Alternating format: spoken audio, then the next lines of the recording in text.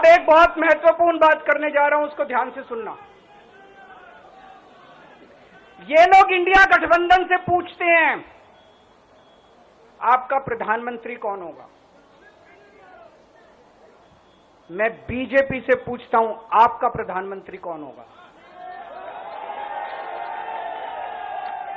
आप लोग सोच रहे होंगे केजरीवाल क्या बात कर रहा है, मोदी जी होंगे। नहीं, मोदी जी अगले साल 17 सितंबर को 75 साल के हो रहे हैं।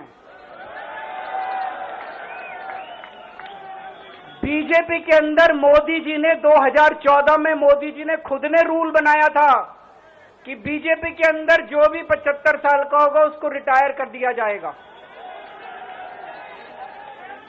सबसे पहले आडवाणी जी को रिटायर किया गया, उसके बाद मुरली मनोहर जोशी जी को रिटायर किया गया, फिर सुमित्रा महाजन को रिटायर किया गया, फिर यशवंत सिन्हा को रिटायर किया गया।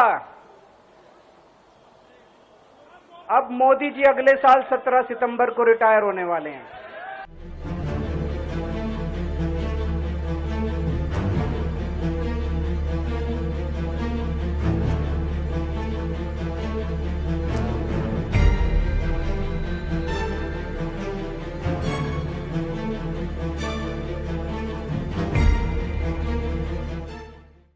तो मैं बीजेपी से पूछना चाहता हूं आपका प्रधानमंत्री का दावेदार कौन है।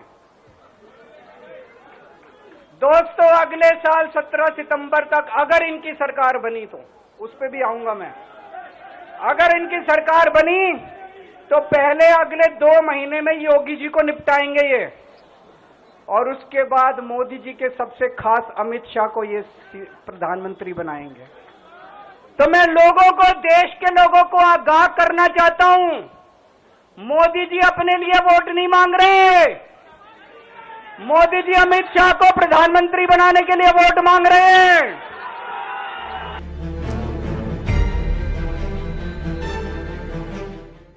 देखिए, इस देश की जनता पूर्व हो, पश्चिम हो, उत्तर हो, दक्षिण हो या नॉर्थ ईस्ट हो, हर कोने में मोदी जी के साथ प्रचंड समर्थन के साथ खड़ी है।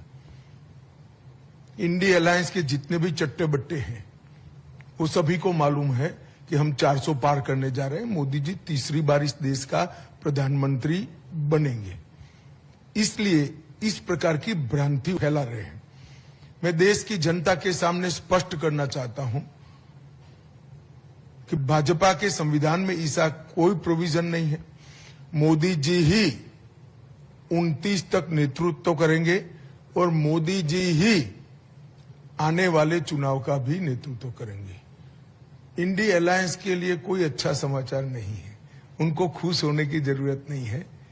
उनको ज्यादा परिश्रम करना चाहिए, भ्रष्टाचार बंद करना चाहिए और लोगों के प्रति सहानुभूति और संवेदनशीलता के साथ काम करना चाहिए।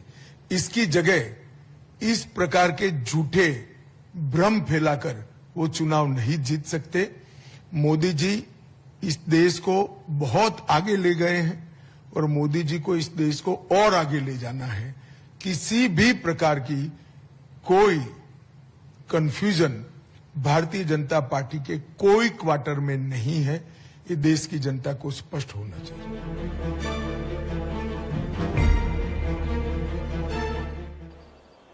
जितने विपक्ष के नेता हैं उनको जेल भेजेंगे और जितने बीजेपी के नेता हैं उनको सबको निपटा देंगे। उनकी राजनीति खत्म करते जाएंगे, उनको सबको निपटाते जाएंगे। विपक्ष के अंदर आज इन्होंने मनीष सिसोदिया को जेल भेज दिया, संजय सिंह को जेल भेज दिया, सत्येंद्र जैन को जेल भेज दिया, केजरीवाल को जेल भेज दिया, हेमंत सोरेन को जेल भेज दिया, ममता दीदी के कई मंत्रियों को जेल भेज दिया, स्टैलिन के कई मंत्रियों को जेल भेज दिया, केरला के सीएम के पीछे पड़े हैं। अगर ये चुनाव जीत गए, मेरे से लिखवा लो एफिडेविट के ऊपर, थोड़े दिन के बाद ममता दीदी जेल में होंगी, तेजस्वी यादव जेल में होगा, स्टैलिन साहब जेल के अंदर होंगे, पिनरई विजयन जेल के अंदर होंगे, उद्धव ठाकरे जेल के अंदर होंगे, जितने विपक्ष के नेता ये सारे जेल के अंदर होंगे।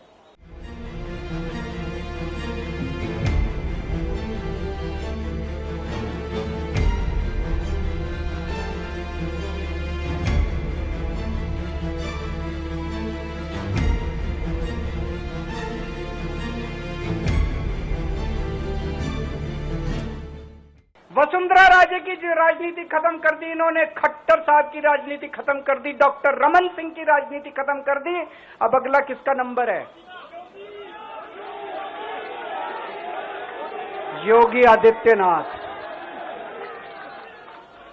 अगर ये चुनाव जीत गए, मेरे से लिखवा लो, 2 महीने के अंदर उत्तर प्रदेश का मुख्यमंत्री बदल देंगे ये लोग।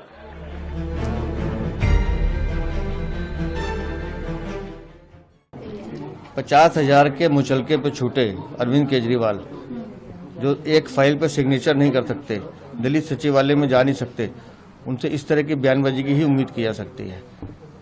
दिल्ली को ठगने का काम अरविंद केजरीवाल ने किया है, दिल्ली को लूटने का काम अरविंद केजरीवाल ने किया है। इसलिए पैरोल पर छूटे अरविंद केजरीवाल ये सोचे कि 1 तारीख के बाद क्या होना है। इस्तीफा नहीं देने का कारण सिर्फ एक है, वो जो राजमहल, उसका मोह उनसे नहीं छूटता। अगर जरा सी गैरत होती, अगर जरा सी भी आंखों में शर्म होती, तो अब तक इस्तीफा दे चुके होते। एक मुख्यमंत्री जो एक फाइल साइन नहीं कर सकता है, सचिवालय में घुस नहीं सकता, काहे का मुख्यमंत्री है? मोदी जी कोशिश कर रहा है। मेरा सवाल यह है कि मोदी जी को, भाई आप क्या कर रहा है? पुलवामा इंसिडेंट क्यों हुआ है? क्यों होने दिए? देश की सुरक्षा आप क्या कर रहा है? क्यों आईबी रॉ ये एजेंसीज को क्यों इस्तेमाल नहीं किया आप? तो वहां पर आपका फेल्यूर है ना। उसके बाद आप किए नहीं किए भगवान जाने। सर्जिकल स्ट्राइक हुआ नहीं हुआ किसी को पता भी नहीं आज तक। तो आंतरिक सुरक्षा कांग्रेस की जिम्मेदारी है। हम ऐसे वैसे देश को किसी के हाथ में छोड़ने के लिए हम लोग राजी नहीं है। Revant Reddy should very clearly explain why today he is trying to defend Pakistan.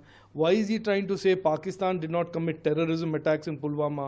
Why is he trying to cast question marks about the Indian armed forces when they committed surgical strikes? Is he also, like Sam Pitoda, like Rahul Gandhi, like Manishankar Ayyar, becoming an apologist for Pakistani terrorism? सेना के ऊपर खड़ा करते हैं। अगर इतने इसका 10% भी सेना का मनोबल बढ़ाने की दिशा में लोग काम करें। कुछ चीजें ऐसी हैं जो कि जात पात, जो कि क्षेत्रवाद, दलगत राजनीति से उठकर होनी जरूरी है। ऐसे में जब ऐसे सवाल किए जाते हैं और आज जब चुनावी रण क्षेत्र में है, क्या उनके पास अपने क्षेत्र से जुड़े विषय नहीं है, अपने राज्य से जुड़े विषय नहीं है? Stay with the Times of India for news breaks, analysis, interviews and events. We bring you stories from your neighborhood and from across the globe as well. Subscribe to our YouTube channel. Hit the like button and press the bell icon so you don't miss any of our videos.